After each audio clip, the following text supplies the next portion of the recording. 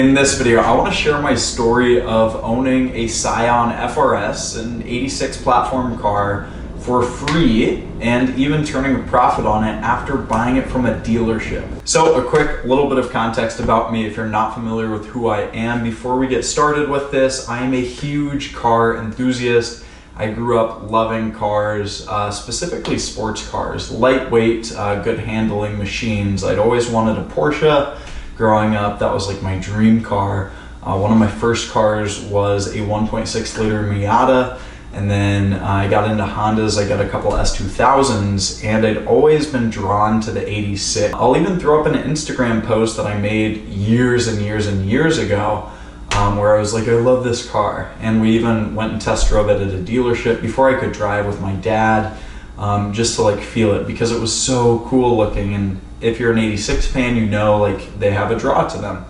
Anyway, I'm a huge auto fan, as you can see with the Sparko hoodie. I have a series of businesses in the automotive industry. I do marketing, detailing, and arbitrage, meaning that I try to make money with the vehicles that I buy. So that's where this story starts today. I have this skill set, this knowledge base of how to strategically buy a vehicle under market value, drive it and sell it for a profit or break even, driving all of these different dream cars. I've had a whole bunch of them, everything from, like I said, S2000s and Miatas all the way up to GTRs and the Granddaddy NSX.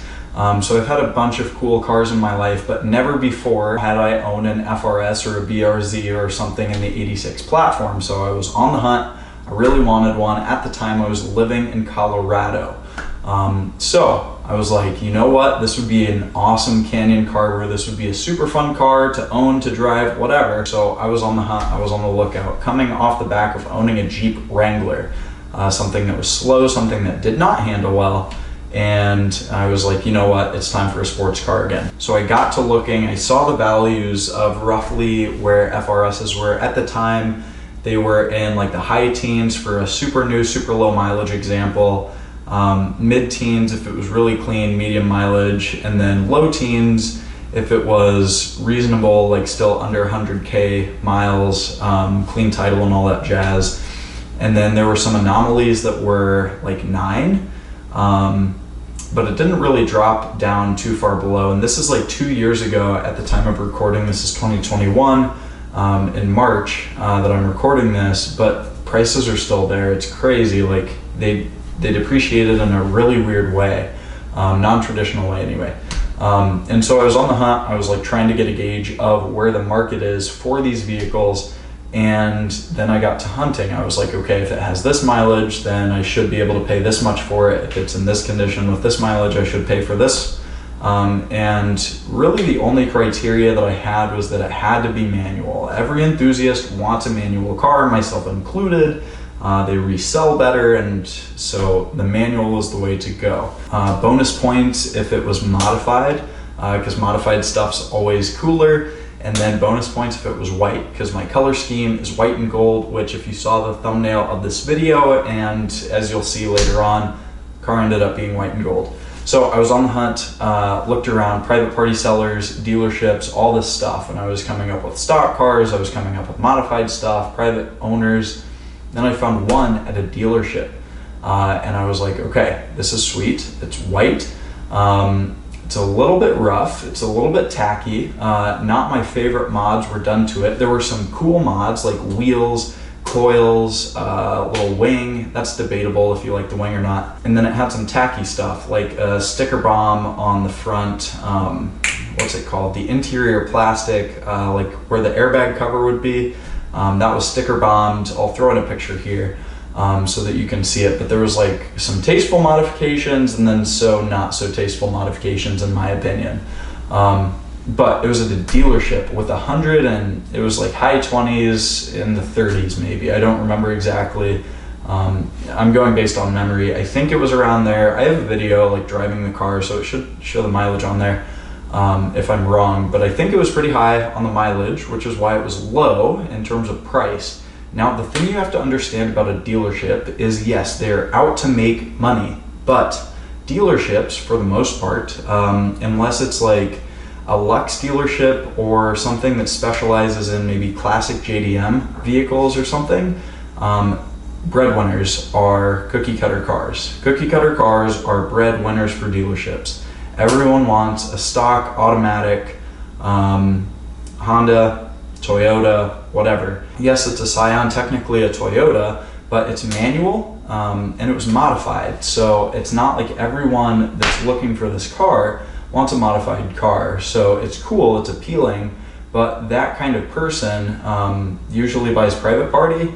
Usually they buy within like the car community or within their friend circle, and it doesn't have this mass appeal to the mass market because most drivers can't drive manual and most people aren't looking for a really obnoxiously loud sports car that's kind of slow. And so I ended up going to the dealership, checked it out. There were a couple issues with it. I'm trying to think what it was specifically. I know that it was like dirty. I think it had a check engine light, and then it had the windshield that was cracked. And so it was like just beat up. It presented poorly because it was like, okay, it's kind of rough, it's kind of riced, it has the cracked windshield. And I test drove the car, like mechanically it was fine. The brakes were good, the tires were good. It was really low, so there was a little bit of scuffing as well, and that's something that hindered how it showed. It was like it looked bad because there were paint scuffs on like the front bumper and the rear bumper and maybe a side skirt because it's a low car, so it's going to. But for the general populace, they're going to be like, okay, cracked windshield, paint scuffs, sticker bomb, this thing was neglected, this thing was poorly maintained, not cared for, not a clean car. So I negotiated, I talked him down, and I was like, you know what, I'm a cash buyer, like I'm serious. You'll have a lot of kids, like 16, 17, 18-year-olds that come in and they really want it, but they don't have the funds, they can't get a loan, they want it, but the parents don't want to buy it. And maybe you're sitting here as a kid in this position where it's like, I really want an FRS, I really want a BRZ, I really want an 86, but you can't afford it because you don't have the funds saved up, and your parents are like, I'm not buying you a sports car. You need to get something with 4 doors, even though they're really slow. So part of my negotiation strategy with the dealer was like, okay, if you send this into auction, it probably won't go for much because like people don't know if the clutch is okay, people don't know how much life is left on the engine. This is one of the highest mileage examples of these cars, so it's a little bit tough selling there.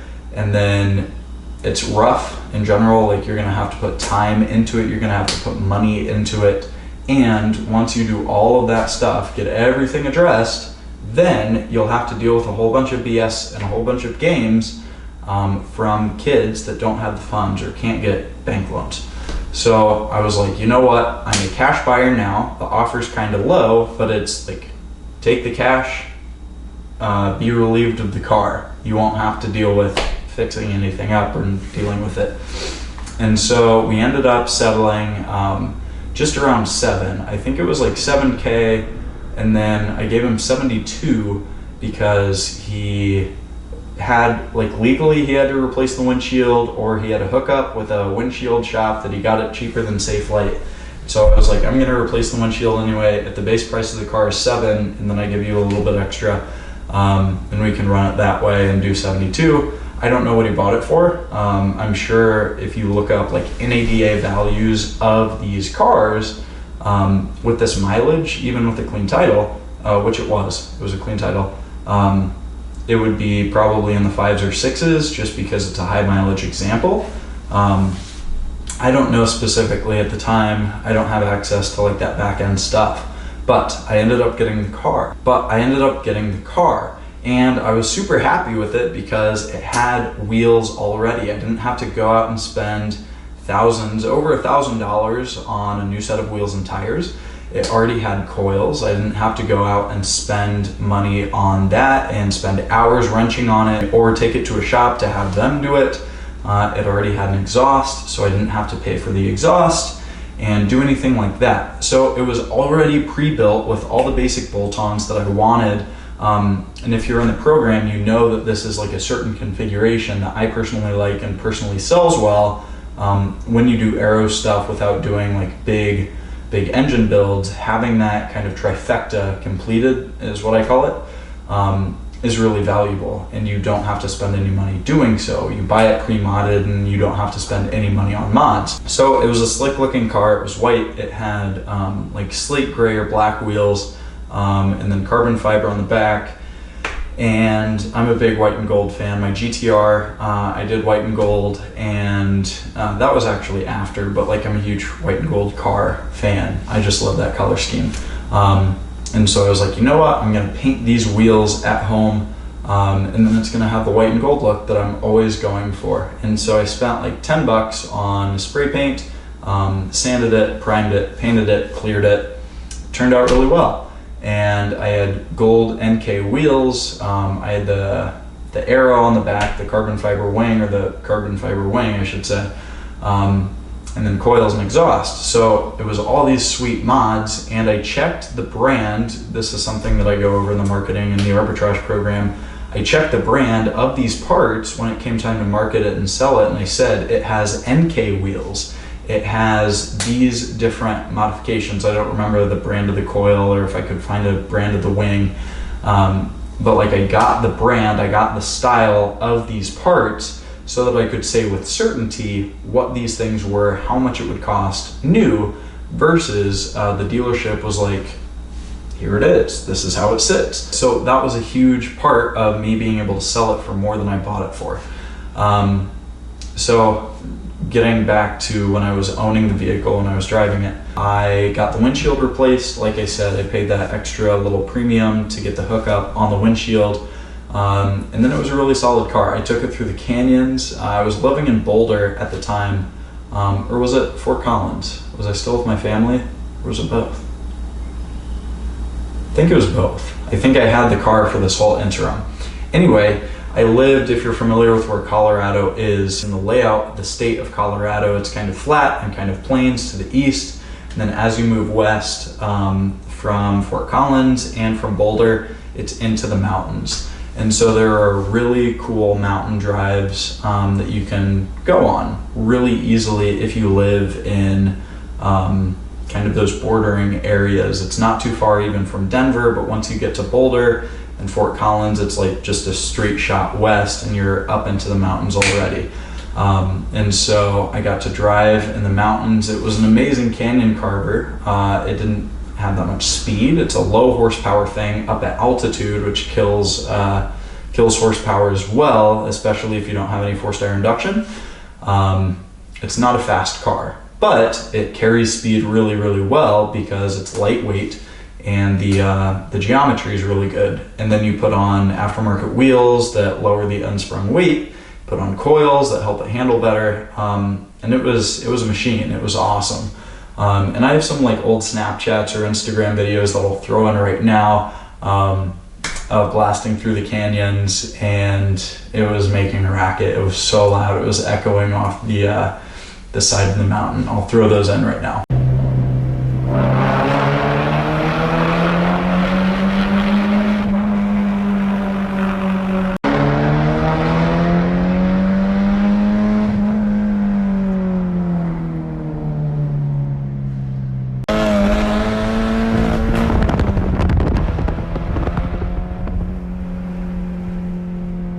Anyway, I had my fun with the car. I really prefer the S2000. I'll probably do a comparison or a breakdown video of the two vehicles. But anyway, more of a Honda guy, and I liked the FRS, but it was really, really, really slow. It's so slow, especially at altitude.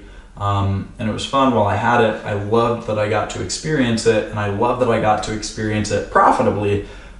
Which is what we'll get into right now. I ended up selling it a few months later after enjoying it, after carving the canyons, just because I'm like, I'm done with this thing. I'm ready to move on. And so I ended up getting about $8,500 for it after taxes and all of that. I think I ended up making like $500 or $700, not a huge amount of money, but this is the huge asterisk, the huge caveat, the huge star, is that I was able to drive this car, one of my childhood dream cars, for free. I didn't lose any money on it.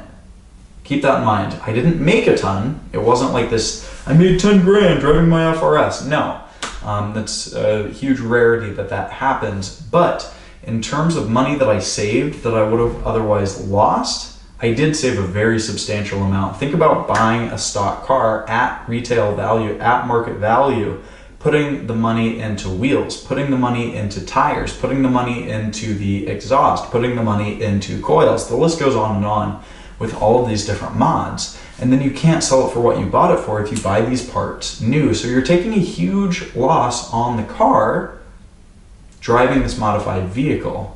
So you buy the car, you buy all these parts, you have, let's say 13 in it, and you sell it for 9. You're losing 4K.